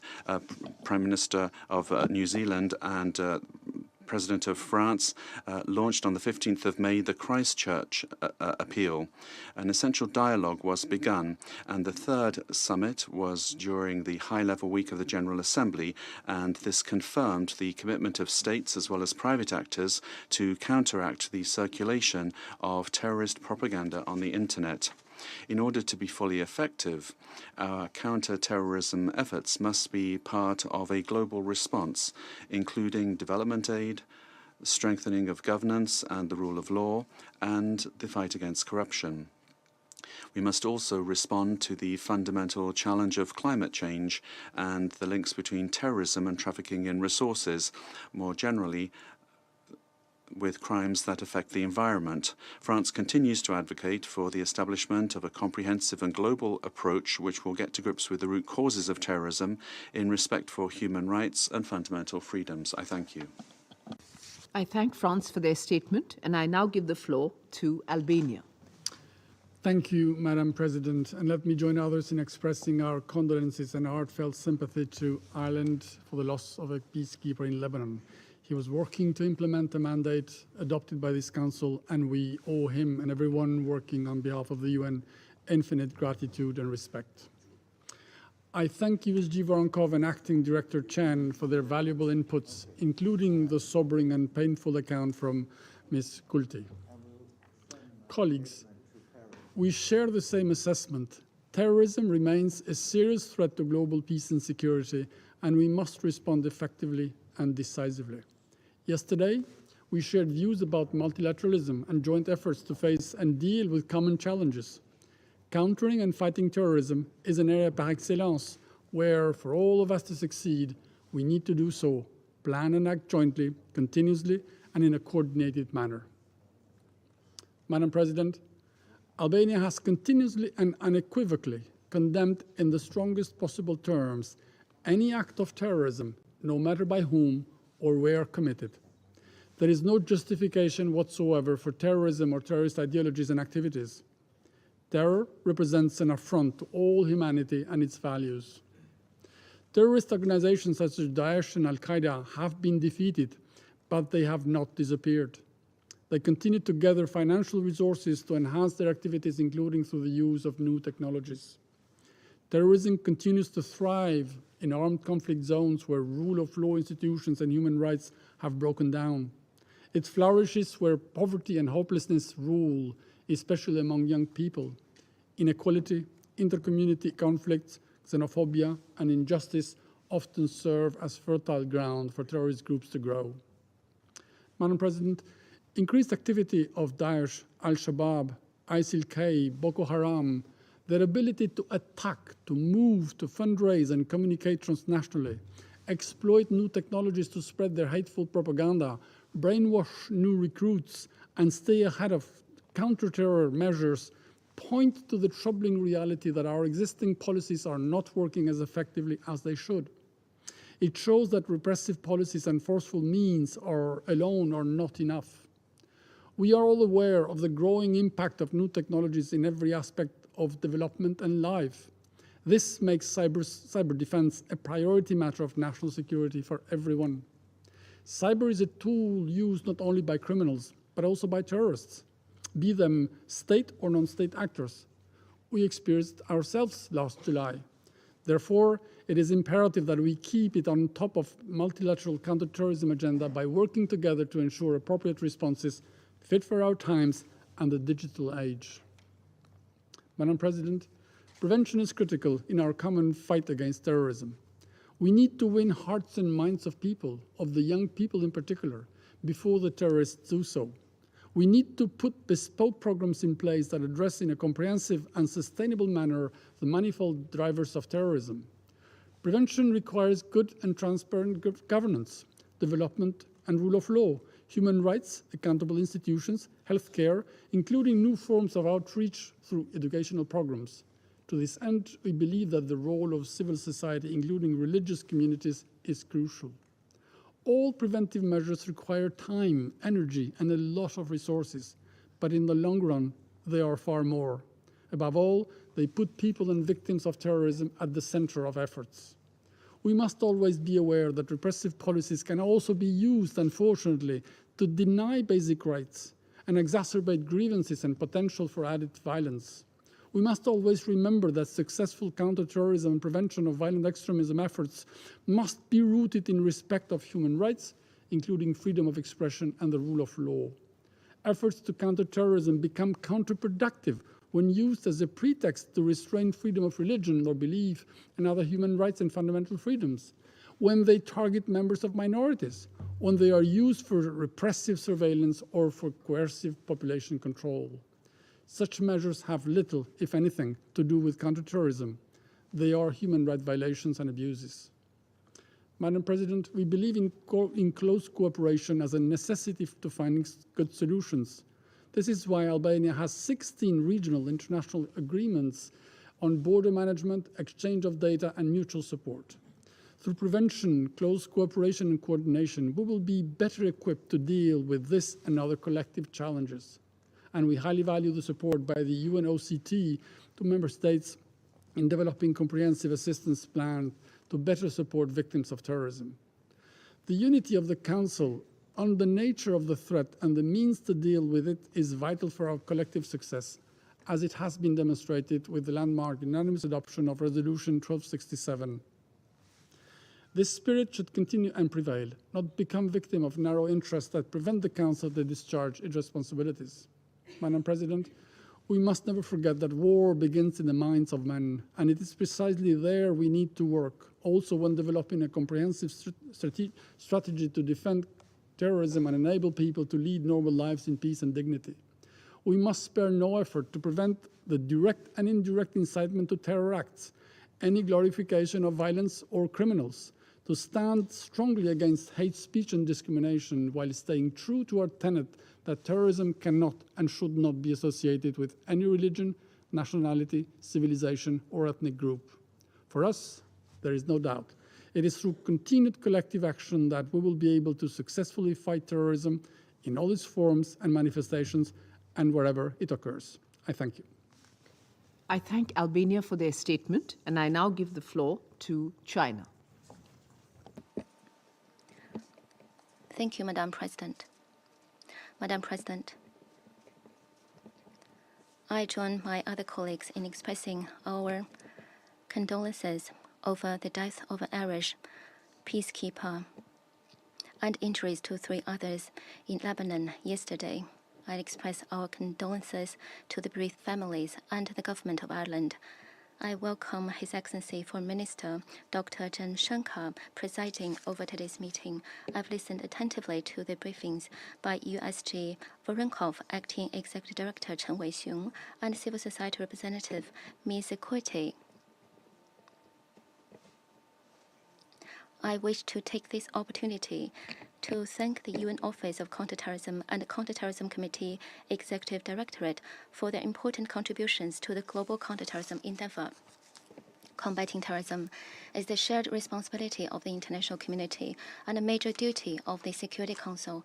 Thanks to the years of efforts, progress has been made in international counterterrorism cooperation, yet the situation is still grave and much remains to be done.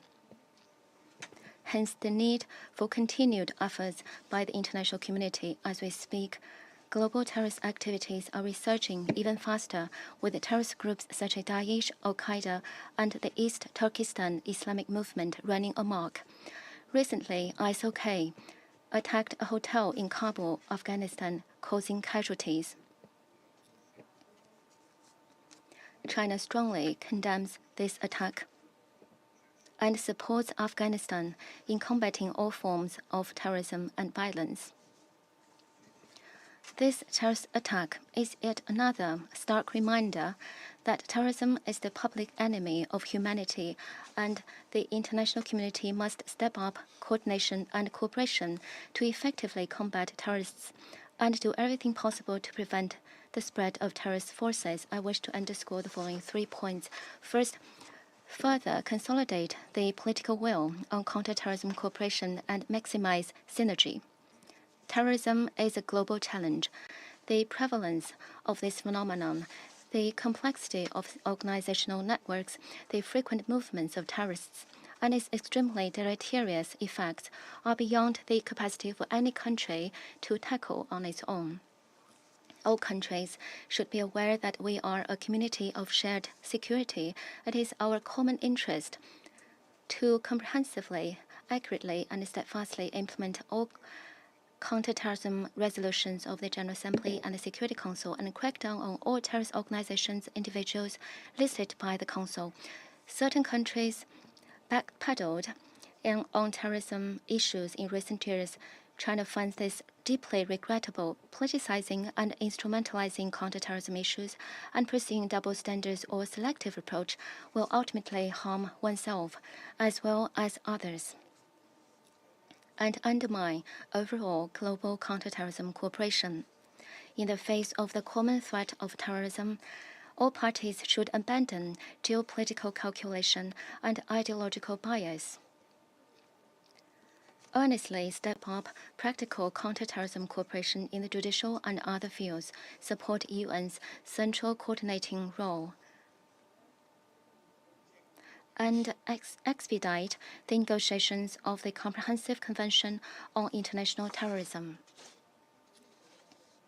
Second, further optimize resource allocation with a greater focus on the regions of the highest priority and the most pressing issues in counterterrorism cooperation. In recent years, the direct terrorist threats faced by developed countries have decreased, leading to a relative decline in investments in counterterrorism cooperation and thus a shortfall of counterterrorism resources globally. Africa, the Middle East, Central Asia, among other regions, are at the forefront of the global counterterrorism efforts. These regions face the most direct terrorist threats and suffer the most serious terrorist attacks. Therefore, their needs for upgraded counterterrorism capabilities are the most urgent. The UN and the international community should, in light of these needs, appropriately increase resource allocation to help developing countries strengthen their counter-terror capabilities, capacity building at the legislative, judicial, and law enforcement levels. Counter-terrorism situation varies from one region to another, which calls for contextualized and targeted measures to prevent terrorists from abusing the internet and new and emerging technologies to incite, plan, and carry out terrorist acts, or to recruit and finance. We should take seriously the threats posed by the backflow of foreign terrorist fighters and make proper repatriation and resettlement plans for those terrorist fighters stranded in foreign countries. Efforts should be made to effectively block the diverse channels of terrorist financing and take a multi-pronged approach to sever the ties between terrorism and organized crimes. Third, continue to address both the symptoms and root causes of terrorism and strive to eradicate terrorism at its source. Military means alone can hardly achieve this. We must give equal emphasis to tackling both the symptoms and root causes, and harness political, economic, judicial, and other means to respond holistically. It is essential to pursue political solutions to hotspot issues, help countries concerned improve their humanitarian situation, and prevent terrorist forces from feeding on instability. Underdevelopment is one root driver of terrorist forces' inception and growth. While resolutely fighting all terrorists, countries should give due regard to economic recovery, poverty eradication, education, and employment, pursue sustainable development pathways tailored to their own national conditions so as to minimize the living space of extremist ideologies and gradually eliminate the breeding ground of terrorism. At present, the global development course is suffering setbacks. Developing countries urgently need more international support. The international community should place the development agenda front and center, increase development assistance, and help countries concerned root out terrorism through development. Madam President, China always attaches great importance to and has been actively engaged in international counterterrorism cooperation in recent years through the China UN Peace and Development Fund. We've supported the projects of UNOCT and other agencies, and by conducting trainings, providing equipment, and holding cross-border counterterrorism seminars, helped countries in Africa and Central Asia prevent and combat terrorism. Chinese President Xi Jinping put forward the Global Security Initiative and the Global Development Initiative, advocating a common, comprehensive, cooperative, and sustainable security concept at the service of the implementation of the 2030 Agenda. This is of major practical significance to deepening international counter-terror cooperation, eliminating the root causes of terrorism, and maintaining common security and development. China stands ready to work with all parties to implement these two major initiatives and make new contributions to international counter-terror endeavor. Thank you, Madam President. I thank China for their statement, and I now give the floor to the Russian Federation. Madam President, please allow me to, first of all, express our condolences to the delegation of Ireland following the death of an Irish peacekeeper in Lebanon. Madam President, we thank the Indian delegation for convening the meeting today on such a relevant topic, and we express our support to all of the victims of terrorism through Ms. Kulte. We thank Mr. Voronkov and Mr. Wei-Xiong Chen for their detailed analysis of the threats and the overview of the situation in countering terrorism as a whole. We are grateful to the United Nations Office of Counterterrorism and the Counterterrorism Executive Directorate for their efforts in countering terrorism. The work of these bodies, their striving to react to current trends, gives us hope that the existing international counterterrorism architecture will continue being capable of tackling the new and emerging threats and challenges. The coordinating role of the UN, the principle of the primary responsibility of impacted states, and the respect for their sovereignty, their national characteristics and priorities are the fundamental conditions on which international cooperation should be built. Let me recall here that the counter-terrorism mechanism within the UN, first and foremost in the Security Council, already developed. It's up to member states whose task is to implement the commitments they undertook. It is only this way that we will come closer to the desired outcome, namely lowering the threat of terrorism. And of course, in order to be successful here, some will have to display strong political will, and some will have to reject the policy of double standards. Eradicating the phenomenon of terrorism is impossible until such time and for as long as terrorists are being used for geopolitical purposes and are being separated into good, bad, and not too bad terrorists. And unfortunately, we have many examples of this being done. And we have seen this approach ourselves when we were conducting our counterterrorism operation in our territory in 1990s, as well as during the period of fighting ISIL in Syria.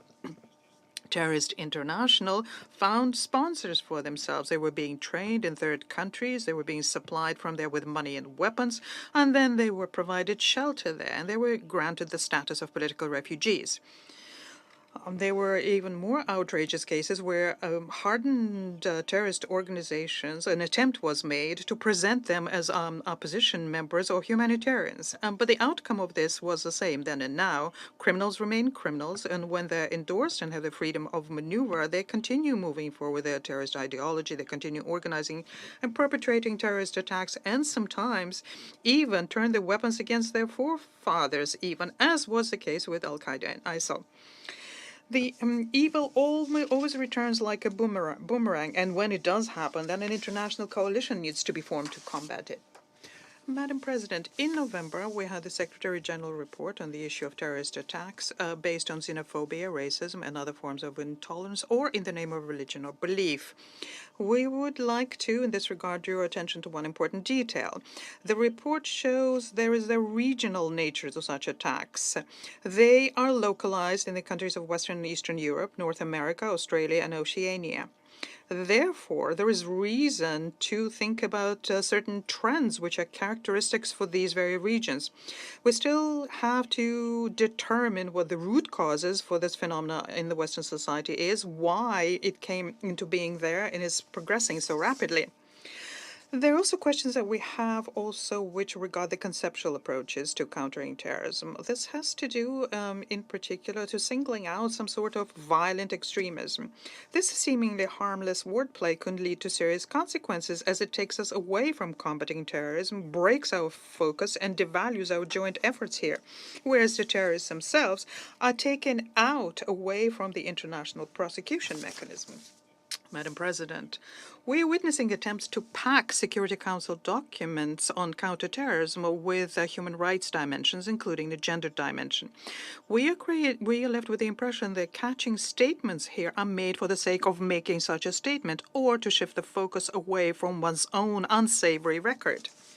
Many of those who championed human rights in counterterrorism to date have not done anything to investigate the horrific instances of torture, abuse, and extrajudicial killings of those people who were accused of terrorism or were under investigation in the prisons in Afghanistan, Iraq, or at other countries where special secret jails were located. Do we know anything about those who have been found guilty on these cases? Have there been proceedings at all? Who was brought to account under these proceedings? Could our colleagues tell us anything at all about the functioning of the prison in Guantanamo? That is a very striking example of human rights violations in countering terrorism. By the way, it's been now 10 years that promises are made to close it down. Unfortunately, these promises remain empty. And this shows that ever new wording is proposed on human rights, but these countries think that it can only be addressed to anyone but themselves. Madam President, in conclusion, I would like to thank India, who has paid so much attention to the issue of bringing together the efforts of international community to counter terrorism during their Council presidency. Unfortunately, the threat of terrorism is changing very quickly. It takes on new forms. It adapts to its needs the most advanced technologies. We are convinced that counter it can only be done if we act together while strictly adhering to the norms and principles of international law, including the UN Charter, where the UN plays a central and coordinating role, and we pay due regard to the primary responsibility of states in countering terrorism. I thank you. I thank Russia for their statement, and I now give the floor to Mexico. Señora